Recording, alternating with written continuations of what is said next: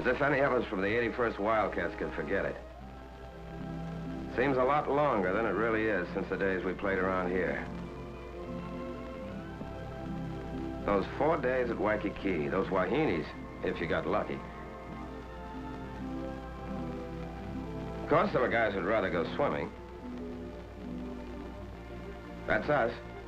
July 1944. Sleeping in the hot sun after all those rugged months of jungle training. Fat, sassy, and shaved. We thought then we knew all the answers. This came under the heading of morale building.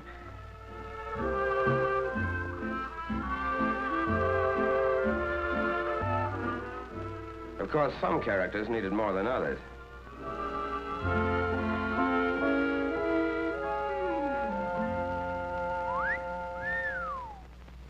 But while we were taking it easy, headquarters was doing its job. General Richardson, commanding general, Pacific Ocean area, and his staff were cooking up a different kind of party for us. It began the day we started on the boat ride, wondering where the hell we were going and how we were going to do when we got there. 2 solid years of training in back of you, but training and climbing through the ropes on fight night are 2 different things. There were more than a couple of guys climbing that gangplank who were giving that subject their private attention. And we shoved off on our little excursion of about 6,000 miles over water.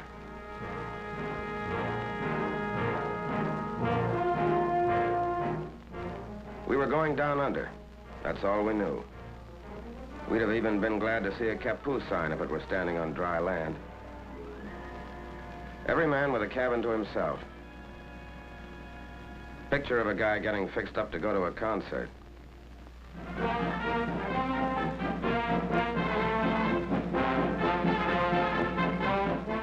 But it never made you stop wondering where you were going.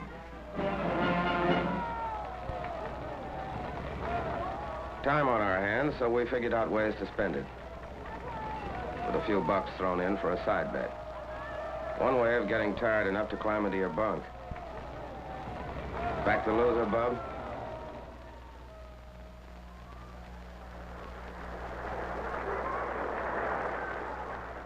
On number 3 hatch port side, the admirers of Lower Basin Street chamber music got it their way. Remember Curly Miller? The boy could really go to town.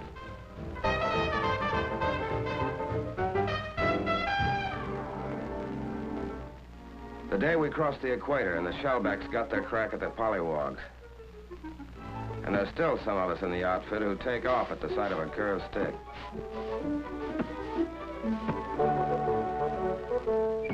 No, brother, that is not beer. Clipped, goosed, slugged, and half drowned, but no beefs. The collar merchants fitted the general for size.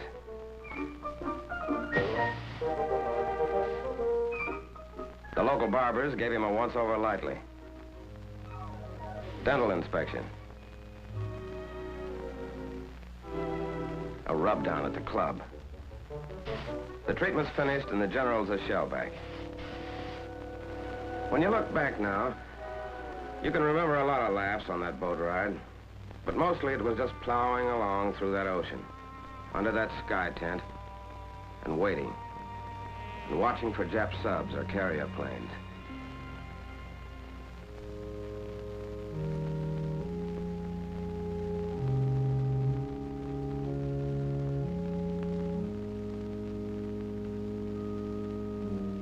There was plenty of time for thinking. 30 days for it. Thinking about a lot of things you remembered. Sometimes about what was ahead. That was a special kind of thinking. And when you looked around, you saw you weren't the only one doing it. Somehow it made you feel a lot closer. It was the end of August when we dropped anchor off Guadalcanal in the Solomon Islands to go ashore for our dry run.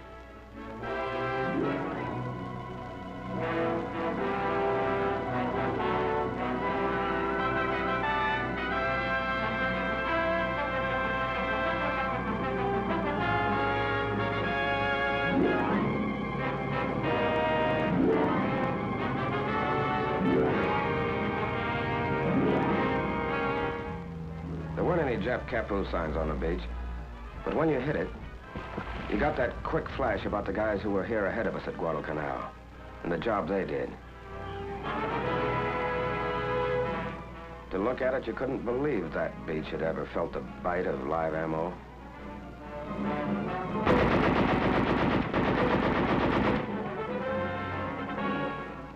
They said we did okay on the Canal Dry run. When we left the Solomons, we still didn't know where our next stop was, but it was getting closer. And when we got there, somebody was going to be shooting at us. All hands. All hands. Now hear this. The objective of this task force is the Palau Islands, 8 degrees north of the equator and 530 miles east of the Philippines. By occupying these islands, we will complete the sealing off of the important Jap strongholds to the east. Truk, Ponape.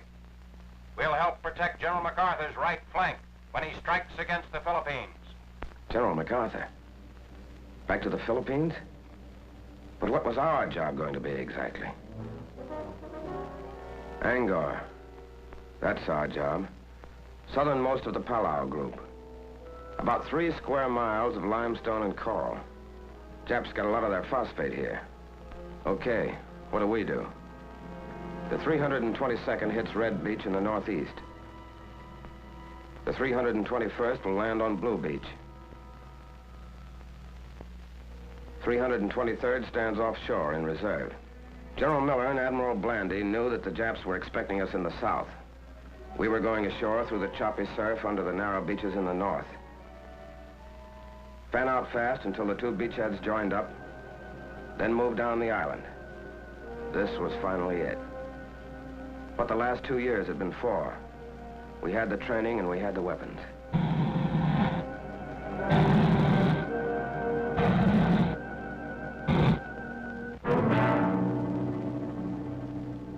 There was Angaur. On it, holed up in caves and pillboxes, was a tough Jap regiment with plenty of experience in China back of them.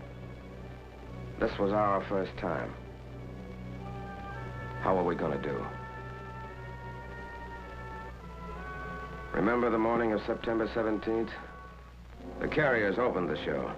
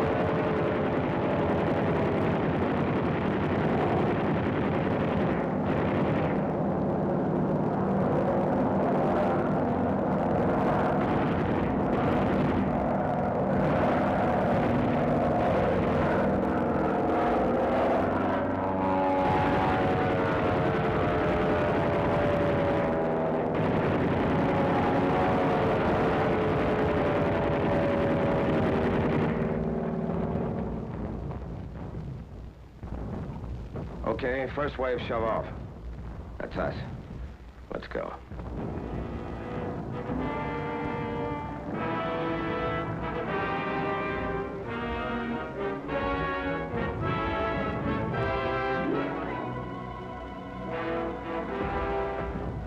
Scared? Who wasn't? At least the waiting's over.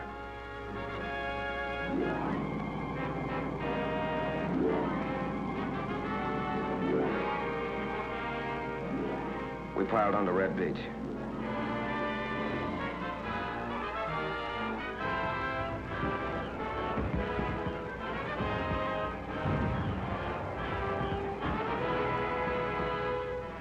Grab it, brother. You'll need it.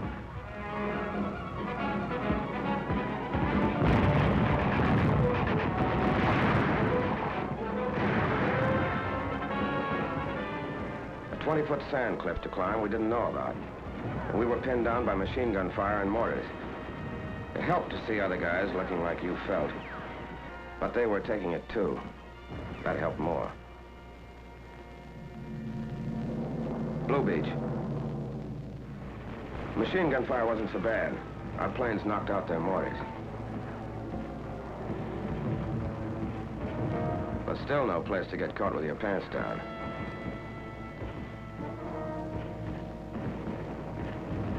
They had no regular defense line. They melted right into the ground. We had to blast or burn every damn last one of them out.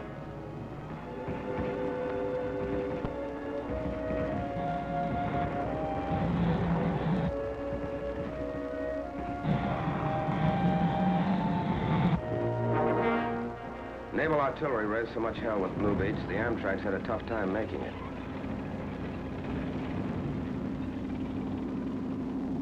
Back at Red Beach, things had got better. We were able to move in off the beach, which was also nicely torn up.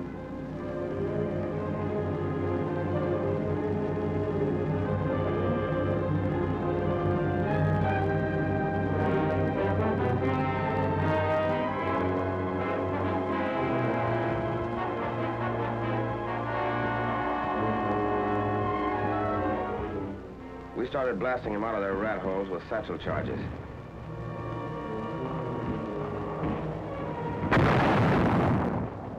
By H+1 hour, we had a combat intelligence center operating. But we couldn't locate anybody for intelligence to talk to. They wouldn't come out alive.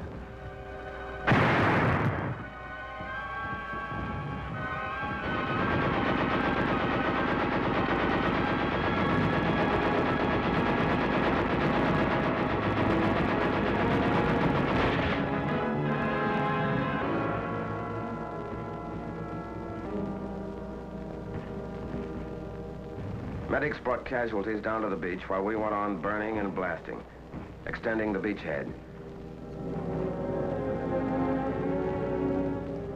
And for every letter that went out, 6 other guys came in.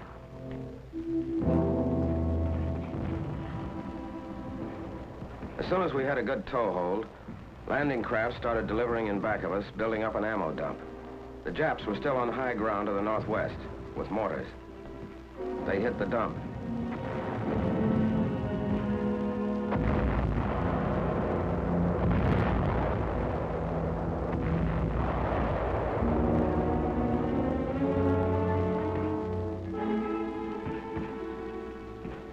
We saved most of it.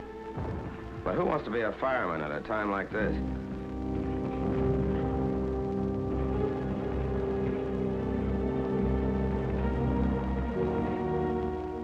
General Miller came ashore the next morning to get a first-hand look at the scoreboard. It was no setup. Inland, the Japs were acting tough. We'd had snipers and mortars on us all that first night. Plus, they're trying to infiltrate through the lines for some quiet knife work. That second morning, we were behind schedule. Red and blue beachheads still weren't joined up. But we kept slugging until we did join up.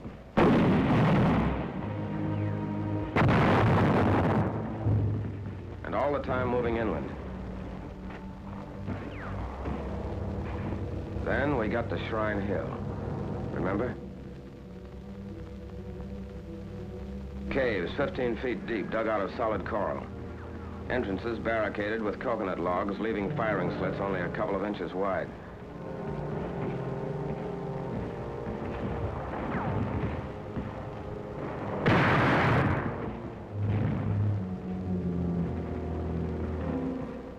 They were tough monkeys. There'd still be some of them in there firing even after you'd put a 25-pound satchel charge under them.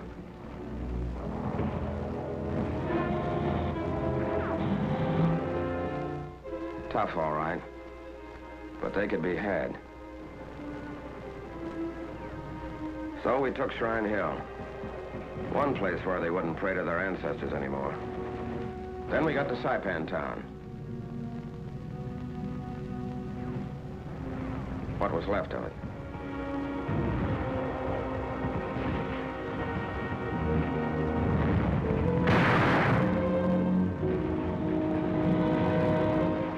By this time, we'd cooked, blasted, or shot 600 of the little apes. And had what we came for, including the phosphate plant. These phosphate diggings, about the best in all the Jap-mandated islands, were out of business at this stand permanently.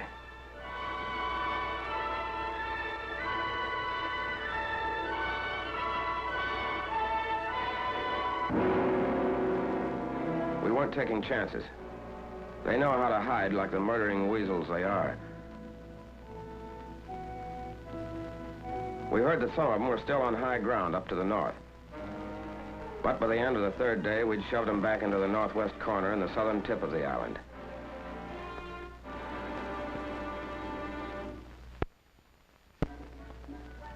The first chance to let down in 3 days.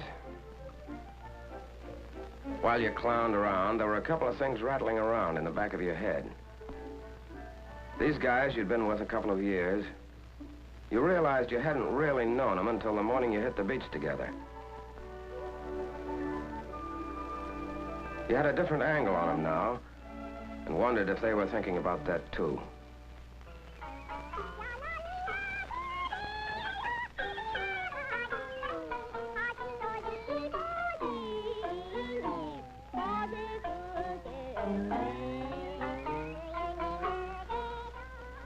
While all of this had been going on, our 321st pulled out for Palau Island, 6 miles to the northeast. The 1st Marines were finding it heavy going up there. The 321st went up to give them a hand. The rest of us who stayed on Angaur had our own job to finish. The jungle was still lousy with Jap snipers, but we couldn't wait to clean them out to get the airstrip in. With a rifle covering every couple of axes, the aviation engineers started hacking out the strip. The sooner it's in, the sooner we can use it as a base to plaster the rest of the Palaus.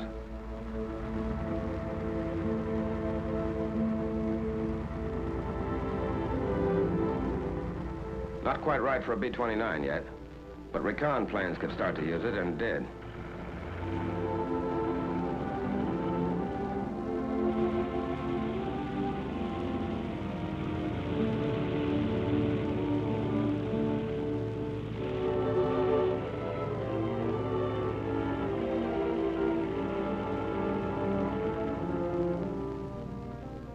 That island way in the background is Palau, where our 321st was battling Japs.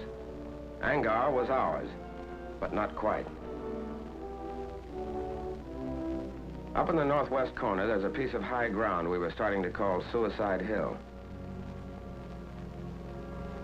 To get to it, we had to move up the narrow gauge leading from the phosphate works into the defile that, for good reason, got the name of Bloody Gulch.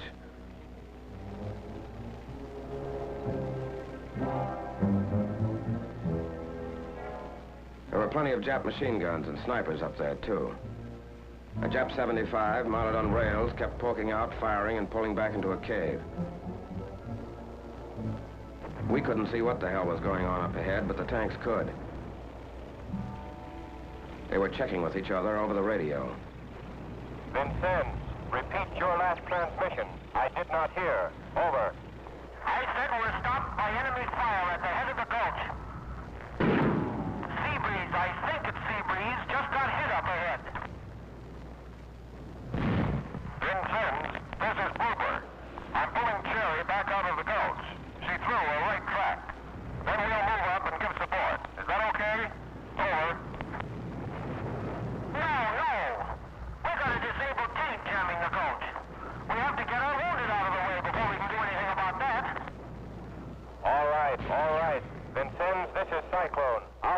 to do. After the wounded are removed, use your gun to blast that tank out of the road. Over. Okay, I'll try that, but it may take a lot of AT. I suggest the infantry blast it out with satchel charges. Can a demolition squad get near enough? What about enemy fire? Over. They can get up there. They can get up there. We're under fire all right, but those litter bearers are working right in it. They're bringing those guys out with stuff kicking up all around them. Brother, what guts. All right, then. I'll contact infantry. As soon as our wounded are out of the gulch, we'll blast. Will any combat vehicle to the rear speak to me? Come in, please. Over. Okay, Cyclone. This is called combat. Over. I want you to warn all infantry in your vicinity to take cover. Get them off the rails. We're going to blast up ahead. Now, to any combat vehicle near there, pull back out of the way. Acknowledge. Acknowledge. I heard you, Cyclone. This is Rose. I'm right in there, but not too close.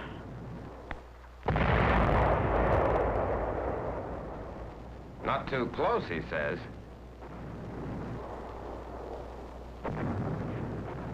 But the way is cleared now for the 2nd Battalion to move through the gulch.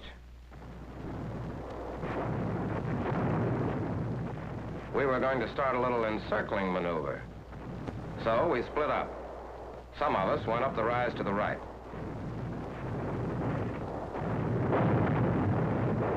The rest of us went to the left, going in with everything we could carry.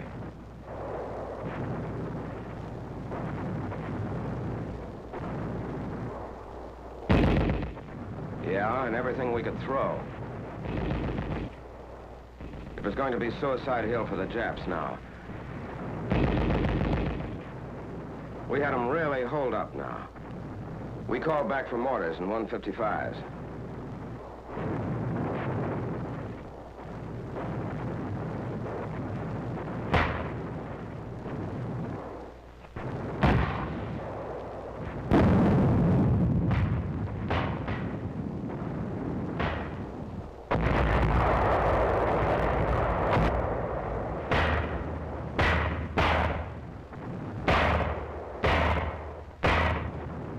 They really got it, all afternoon and into the night.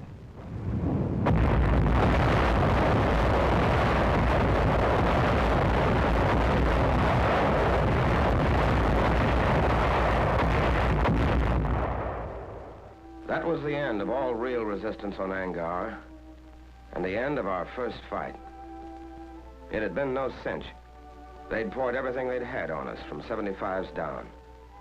But we'd won our first battle, and we had a right now to call ourselves the 81st Wildcats.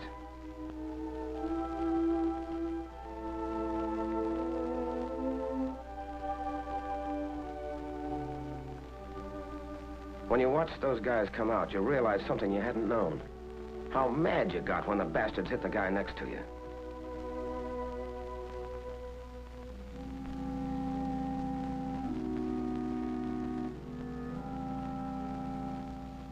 Colonel Venable, our regimental commander, was hit by that 75. With the rest of our officers, he'd been right up there with us.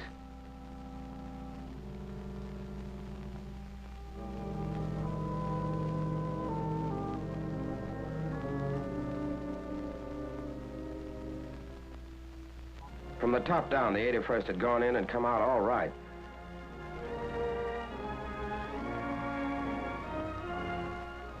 These are the faces of men who fight. These are the tired faces of men who have seen death. These are the faces of men from your own hometown who carried the flag of America a step nearer to Tokyo. Look at these faces. Here's the boy who sold you gasoline on a Sunday afternoon. Here is an American boy. Looks tired, doesn't he? He is. Here's the boy who came calling on Saturday evening and took your daughter to a movie. Here's the boy that everyone predicted would make All-American when he went to the State University. But he didn't go. These men don't like war. But the enemy must be met and destroyed wherever he can be found. They know that. And so do you. Are you doing everything you can to help them? Are you buying war bonds? Bonds that pay for the weapons with which they fight? Bonds that provide places for them to rest and hospitals in which their wounds may heal? Are you buying war bonds to the limit of your ability to ensure that a strong and worthwhile America will be waiting when these men return?